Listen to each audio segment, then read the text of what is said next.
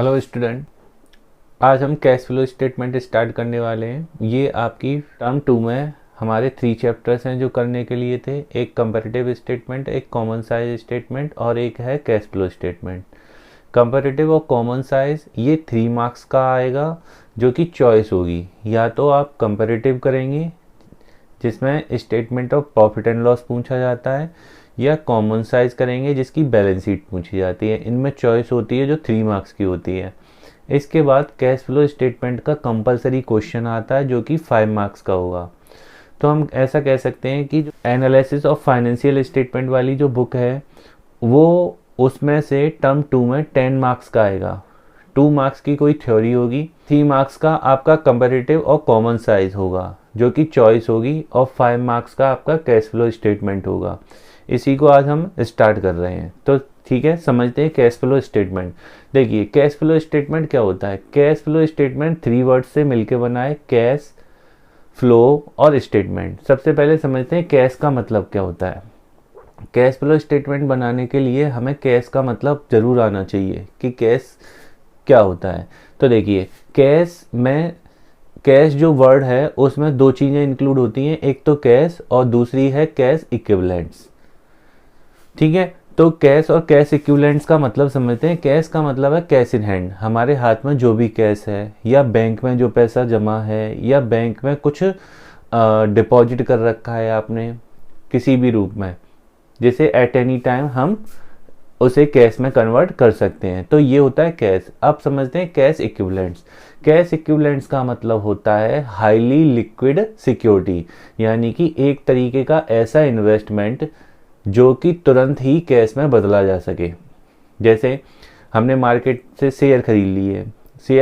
Share एक ऐसी securities होती है, तुरंत हम कैश में कन्वर्ट कर सकते हैं, उसे तुरंत बेच सकते हैं।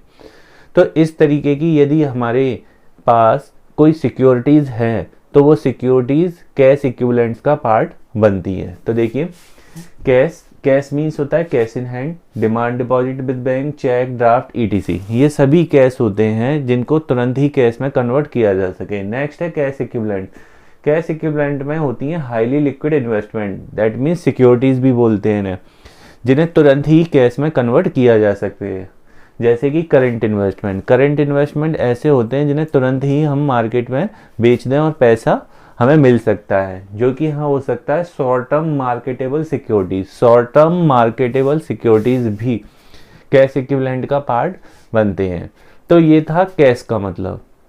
अब फ्लो की बात करते हैं। फ्लो का मतलब क्या होता है। फ्लो मीन्स होता है चेंज आना। फ्लो का मीन्स होता है चेंज आना। अब कैश के चेंज को हमें एक स्टेटमेंट में रिकॉर्ड करना होगा। स्टेटमेंट मीन्स एक डॉक्यूमेंट में रिकॉर्ड करना होगा। कैश के चेंज को रिकॉर्ड करने वाले स्टेटमेंट को ही हम कैश फ्लो स्टेटमेंट बोलते हैं। ठीक है, अब ये फ्लो क्या है। फ्लो 2 तरीके का होता है, एक इनफ्लो और एक आउटफ्लो। दैट मीन्स कैश आएगा उसको रिकॉर्ड करना है, कैश जाएगा उसको रिकॉर्ड करना है।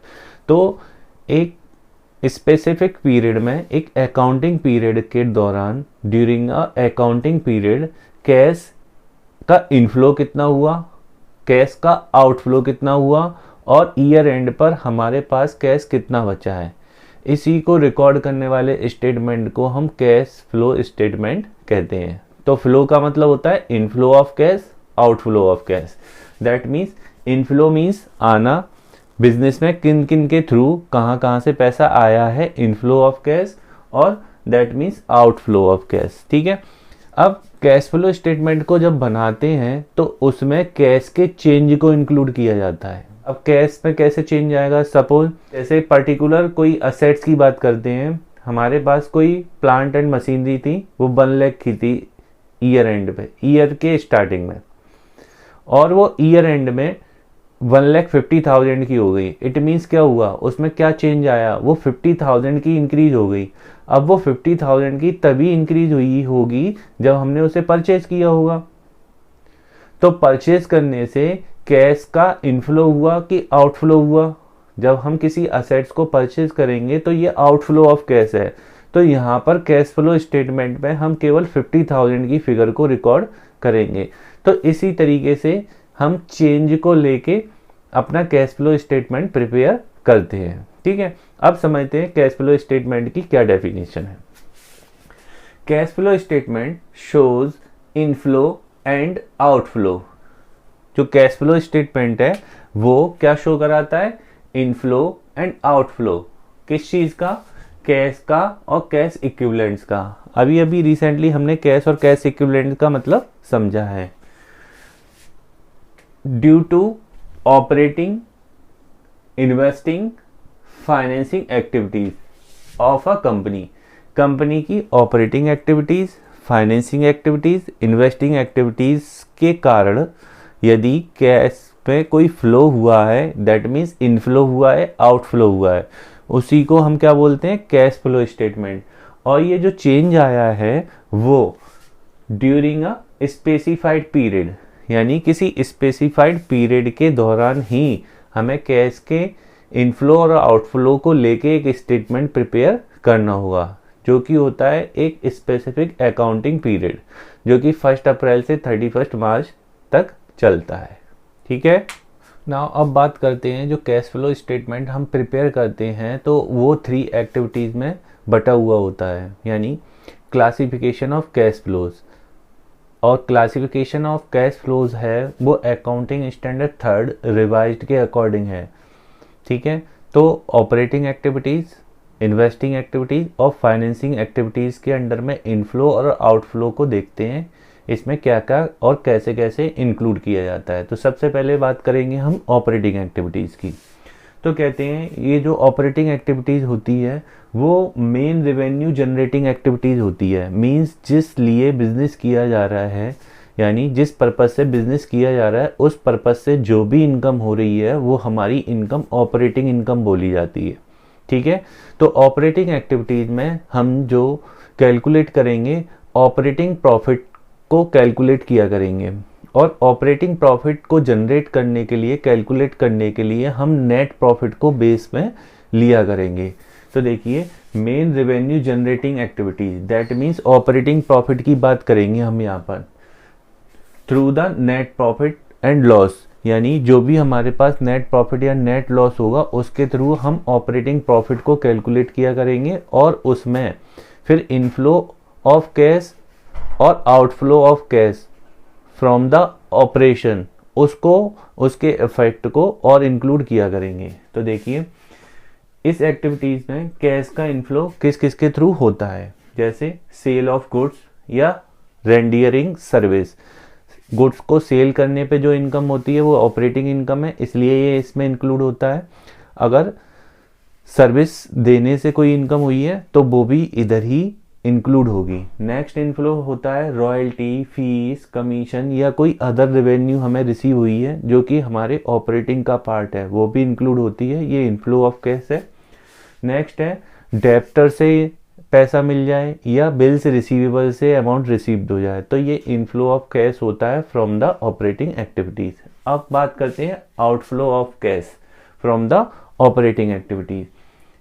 तो सबसे पहले इसमें आउटफ्लो कैसे होगा, जैसे हम रीसेल पर्पज से गुड्स परचेज करके लाए तो परचेज ऑफ गुड्स आपका आउटफ्लो ऑफ कैश है in the operating activities. Next है क्रेडिटर को पेमेंट कर दिया या बिल्स पेबल का पेमेंट कर दिया, तो या कोई ऑपरेटिंग एक्सपेंसेस का हमने पेमेंट कर दिया, तो ऑपरेटिंग एक्सपेंसेस का भी पेमेंट करने से ये इस एक्टिविटीज का पार्ट हो जाता है।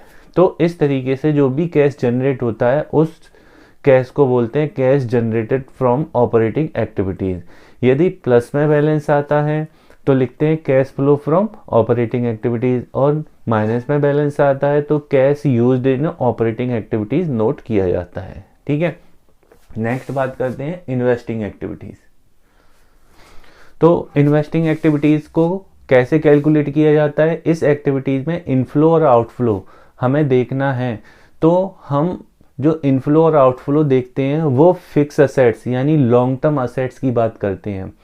फिक्स असेट्स के अंडर में हम उनकी सेल और परचेज के थ्रू उसका कैश इनफ्लो और आउटफ्लो चेक करते हैं, जो कि बैलेंस शीट में हमारी फिक्स असेट्स हेडिंग होती है, जो कि नॉन करंट असेट्स हेडिंग होती है। उस एक्टिविटीज़ को ध्यान में रखने रखते हुए उस नॉन करेंट असेट्स के अंडर में जितने भी आइटम्स आते हैं उन आइटम्स का इंक्रीज और डिक्रीज यहाँ पर काउंट किया जाता है। ठीक है, तो नॉन करेंट असेट्स को कंसीडर किया जाता है इन्वेस्टिंग एक्टिविटीज़ को प्रिपेयर करने के लिए। तो नॉन करेंट असेट्स में जो भी कुछ आएगा उसमें इंक्रीजमेंट हुआ है तो वो इनफ्लो आउटफ्लो ऑफ कैश हो जाएगा, और उनमें डिक्रीजमेंट हुआ है तो वो इनफ्लो ऑफ कैश हो जाएगा। जैसे हम बात करें किसी फिक्स एसेट्स, कोई फिक्स एसेट्स अगर हमने सेल कर दी तो ये इनफ्लो ऑफ कैश है, और यदि कोई फिक्स एसेट्स हमने परचेज कर ली तो ये आउटफ्लो ऑफ कैश है। तो देखिए, सेल या purchase of long term assets, किसी भी लॉन्ग टर्म असेट्स की सेल कर लो या परचेज कर लो, ये इसमें कंसीडर होगा। Next, cell purchase of long term investment, किसी लॉन्ग टर्म इन्वेस्टमेंट की सेल परचेज करोगे तो वो भी इन्वेस्टिंग एक्टिविटीज में कंसीडर होगा। साथ ही ये तीन चीजें भी यहीं पर कंसीडर होती हैं। कौन कौन सी?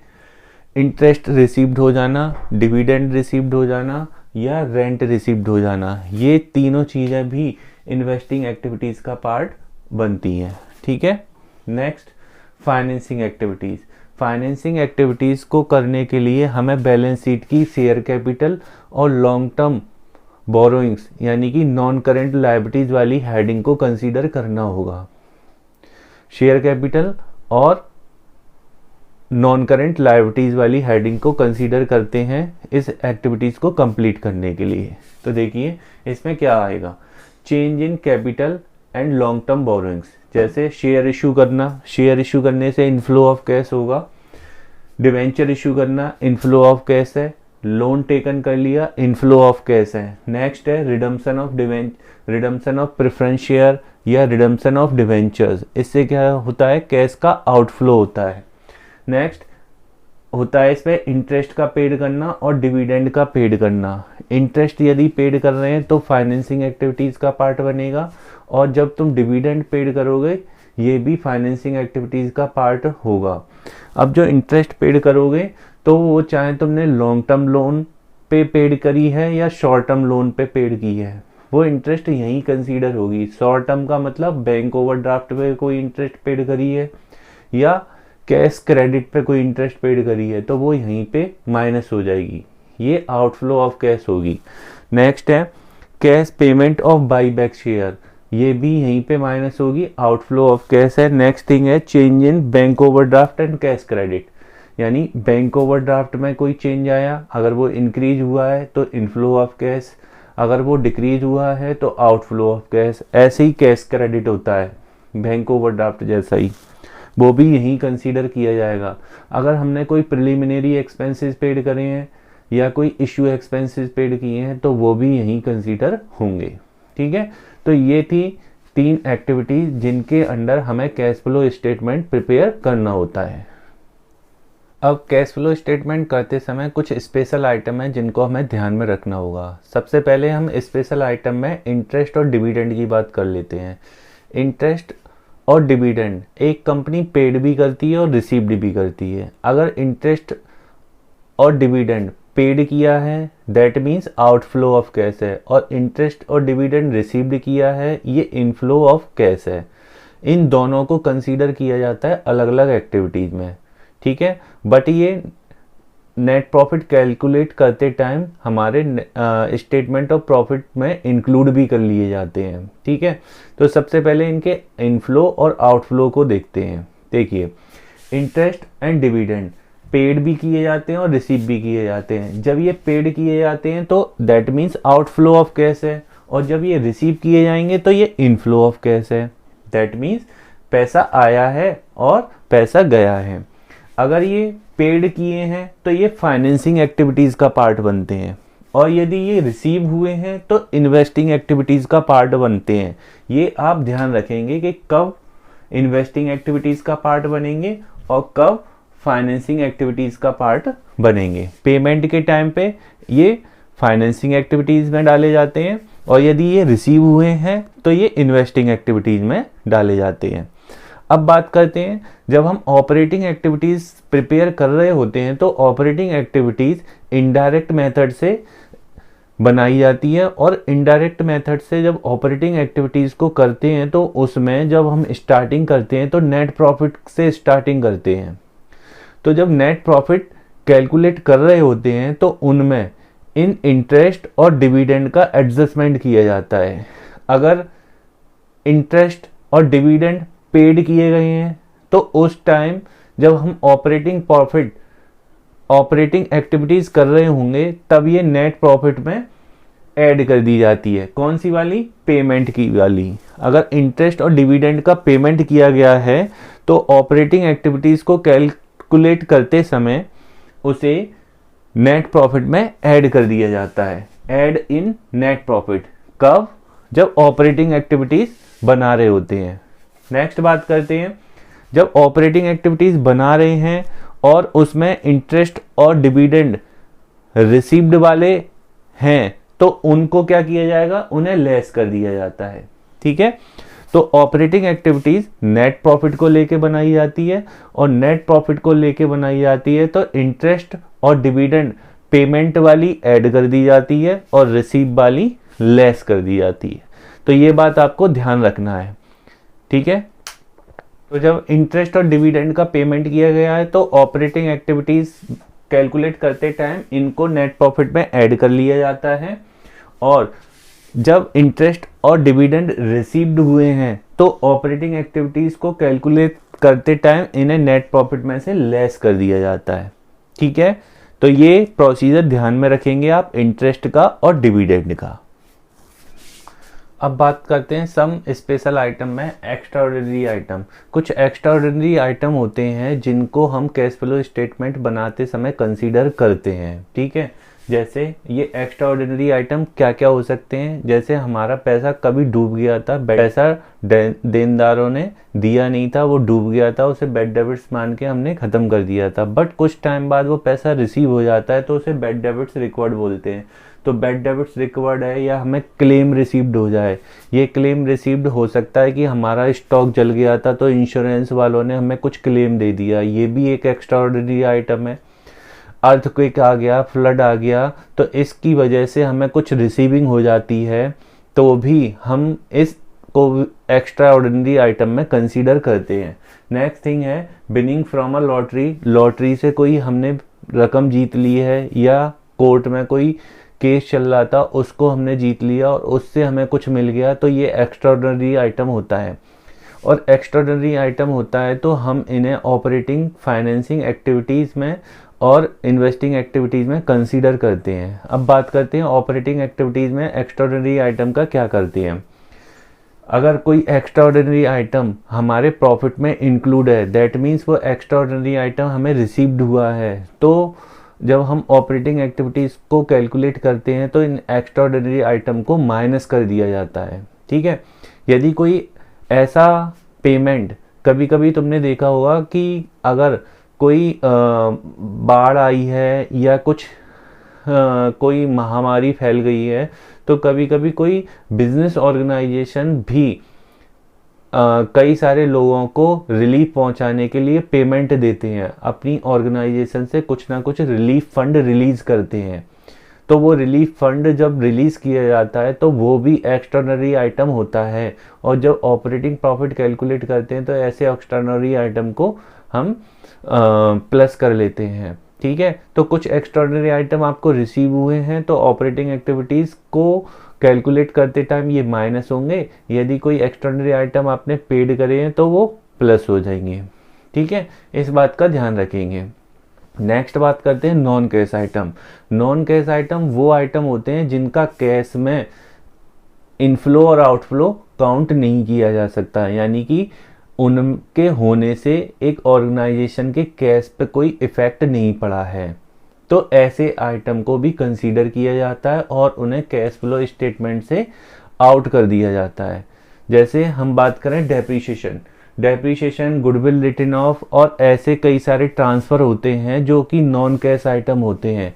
जब नॉन कैश आइटम ऐसे होते हैं तो उन्हें ऑपरेटिंग एक्टिविटीज़ कैलकुलेट करते टाइम डील किया जाता है, या कोई और एक्टिविटीज़ कर रहे होते तो उनमें कंसीडर नहीं किया जा सकता, नहीं किया जाता है, उन्हें कैश फ्लो स्टेटमेंट से आउट कंसीडर किया जाता है। ठीक है, तो नॉन कैश आइटम में क्या क्या हो सकता है, डेप्रिसिएशन रिटर्न ऑफ हुई है, गुडविल रिटर्न ऑफ हुई है, या किसी रिजर्व में कोई ट्रांसफ़र हुआ है, या लॉस हुआ है, कोई किसी असेट्स को सेल करने पे लॉस हो गया या कोई प्रॉफिट हो गया, तो ये सब नॉन कैश आइटम होते हैं और इन्हें ऑपरेटिंग एक्टिविटीज़ करते समय प्लस या माइनस किया जाता है। ठीक है, नेक्स्ट है जैसे conversion of debenture into equity share, ये भी एक ट्रांजैक्शन है बट कैश फ्लो स्टेटमेंट से रिलेटेड नहीं होगा, तो इसे हटा दिया जाएगा, क्योंकि कई बार शेयर कैपिटल जब इंक्रीज हो जाती है तो वो शेयर कैपिटल इस वजह से भी इंक्रीज होती है कि कुछ डिवेंचर